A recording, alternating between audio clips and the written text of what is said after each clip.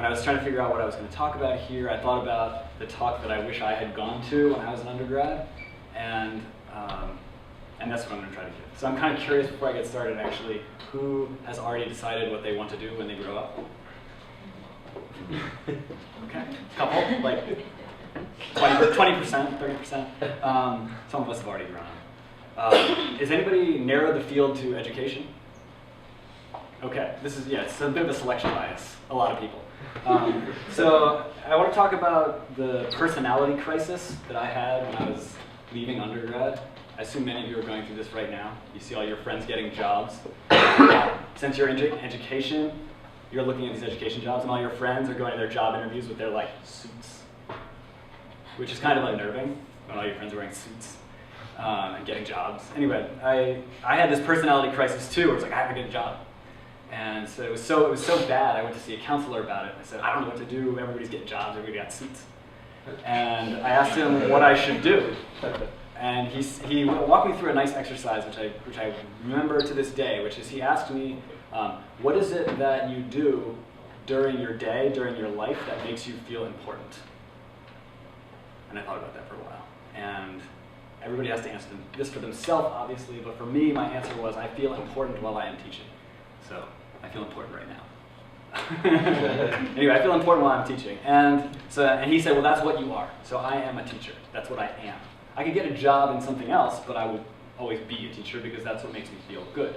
But I kept coming back to this one nagging concept, which is the title of my talk, which is, why would I work in education? Because there's so many, it feels like at least there's so many reasons not to do that. And so I've now been doing this, it's kind of shocking to note, it was about 10 years ago that I had this conversation with him. And now looking back on it, I want to share with you some of my experiences from working in education that I think might be helpful to you, which are, well, first a little bit about myself and my background. So this is a terrible picture of me. I've worked in every educational setting you could possibly imagine. I've taught K through 12, I taught 1st, 3rd, 5th grade, 7th, 9th, 10th grade. I've worked in public schools, private schools, charter schools. The other day I taught senior citizens about social media. You can sense my brain. And at the end of the talk, this 96-year-old woman comes up to me. She doesn't just come up, she actually kind of waved and I went to her. And she says, thank you so much for explaining Facebook to me. Now I finally understand it, and I know that I'm not missing anything. So I knew that I had effectively delivered that class on social media. So anyway, I taught every possible group of people. And this is some of the things that I've learned looking back. One, the concept of blue ocean. Education is blue ocean. Anybody ever heard that term before? Blue ocean? It's a business jargon term. It refers to the idea that it's an untapped market. When you start a business, you want to find this market that you can go into and no one else is competing for it. Education is very much like that. There's tons of opportunity, tons, just like ridiculous amounts. And the reason why I think education is so blue ocean is because the main problem of education is delivery. Right? Basically, like every human has a need for it. It's like food.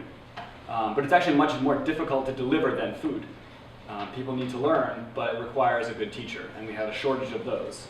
And the good teacher, demand for education disparity is gigantic.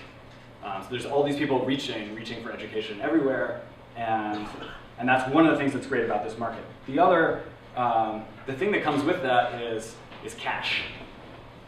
When you experience a blue ocean situation, one of the things you'll notice is that the cash opportunities are very gigantic. This is one of the things that actually I remember when I was making this decision about being a teacher, that I felt like I was choosing to go away from the cash. It was like the people with the suits were getting the cash and I was going the other direction, and I felt like I was making this trade-off. My experience has been the exact opposite. I found working in education extremely lucrative.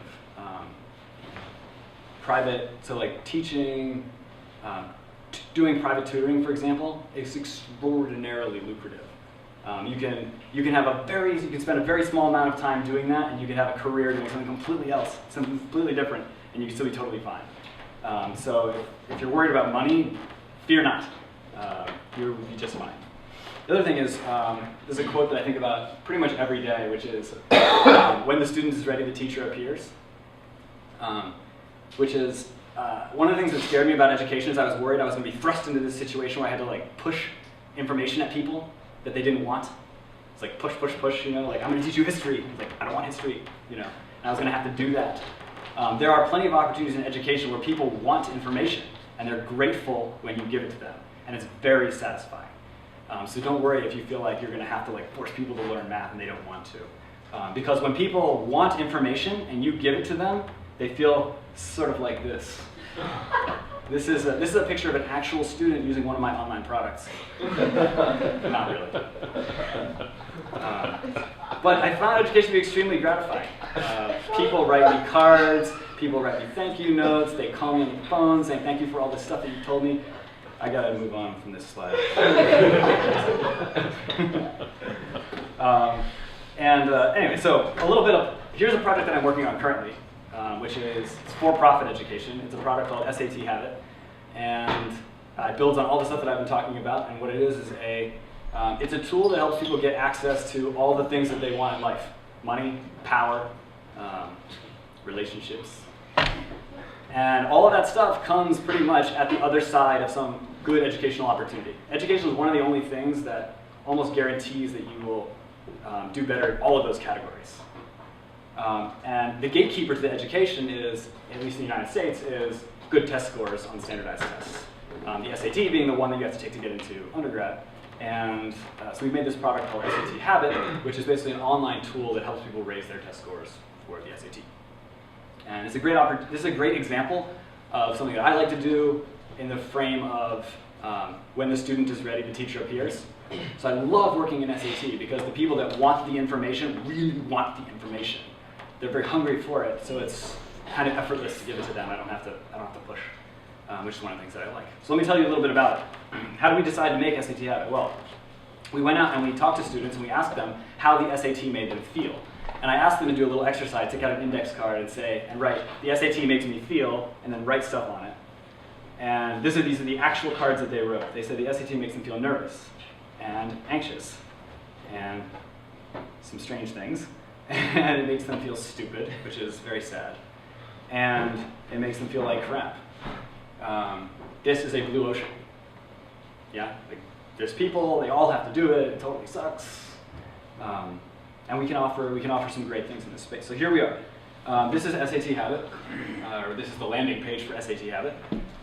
You come here and you click Start, and what we do is we give you some SAT questions,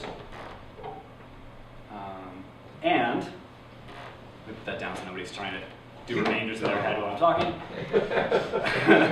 We give them questions, and then the magic of our application comes into play. And the thing that we do better than anybody else is we use a set of algorithms which are developed at MIT that allow us to predict your score on the SAT 4 times faster than the SAT itself. So, for example, if you're answering questions with us, I can very quickly get a sense of your strengths and weaknesses on that test, and I can do it 4 times faster than anybody else could do. So instead of doing 40 questions with someone, you could just do 10 with me. So here are those 2 numbers on bar charts. Anyway, that's 4 times faster. And here's what we're able to do with this information. So we are able to tell you your ability in many different areas, and we're able to tell you that more accurately than you could if you were just doing a simple tally-based system on paper and pencil or something like that. We're able to get to there much faster. Okay, and then suppose you have a weakness. So you determine, I guess, what is this person's weakness? This is actually me. Equations is my weakness. Suppose you want to learn equations, we give you videos on how to increase your ability in equations, which is targeted learning, and we give them to you every way that people would want. So we give you video, it's written, we do diagrams, very Khan Academy-esque, and that's how we teach you. And this technology today we're applying to the SAT, but of course it works for any multiple choice test, and we are not worried about running out of those in the near future. So let me pause there and just see if anybody has any questions about anything.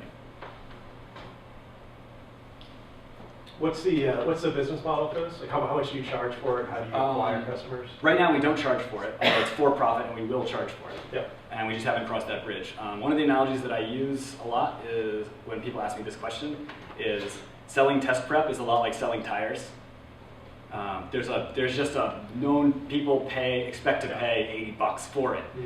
So we don't feel the need to sort of innovate in the charging money area. What we're really worried about is, can we get people coming back to use the site all the time and improving their scores on a regular basis?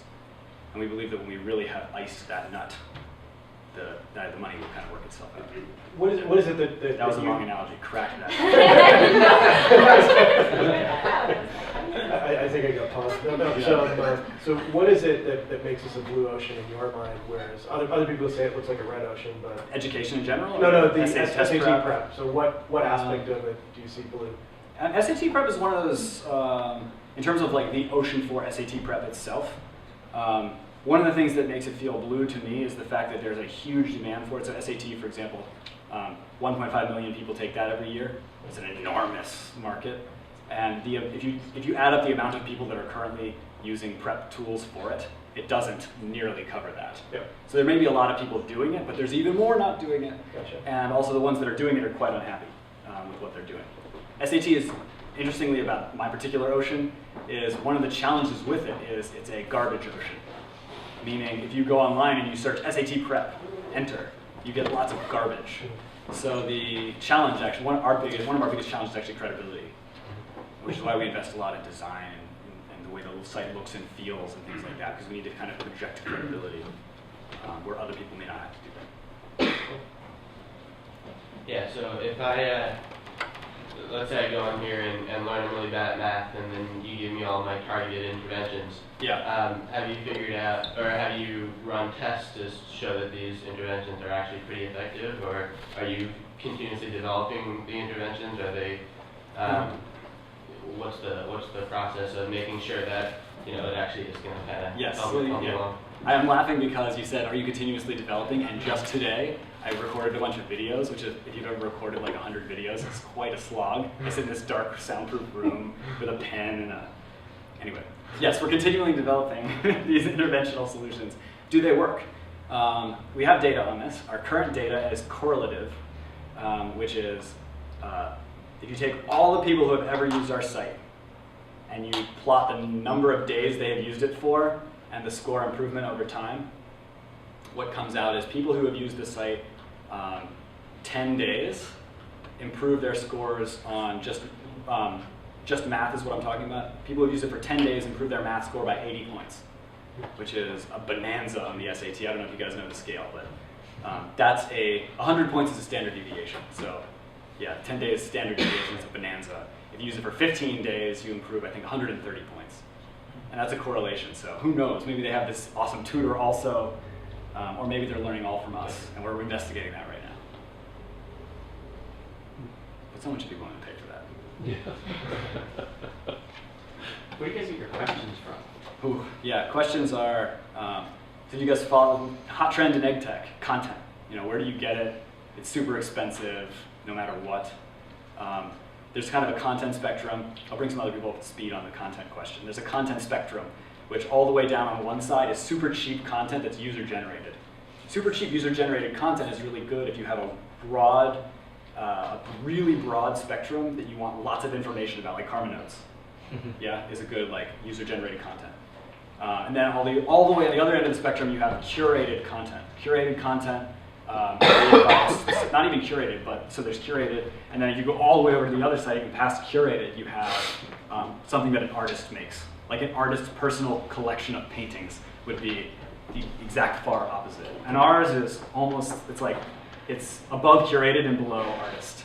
So we have a combination of content that we make ourselves and that we buy from other people. It's extraordinarily expensive. It's the biggest cost of our product, other than the people. But it's close. It's close second. Way bigger than most other startups have. Usually, at startups, the costs are all the people, servers, waffles. Yeah. Ours is people, content, waffles. We should have a waffle budget. Thank you very much.